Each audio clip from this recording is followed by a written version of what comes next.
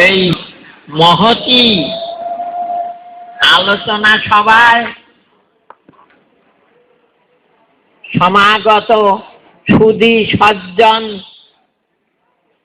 এবং ধর্ম পিপাসু শ্রোতা শ্রোতৃবৃন্দ, আমার শ্রদ্ধেয় ঢাকা বিশ্ববিদ্যালয়ের স্বনামধন্য স্যারেরা আর আপনারা যারা রয়েছেন, সকলকে আমি আমার অন্তরের অন্তঃস্থল থেকে স্বাগত ও শুভেচ্ছা জানাই।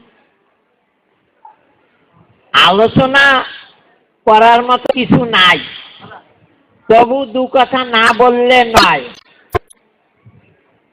আমাদের সকলকে মানুষ হতে হবে, এই প্রতিজ্ঞা আজকে থেকেই শপথ গ্রহণ করবেন সবাই, আমিও করব।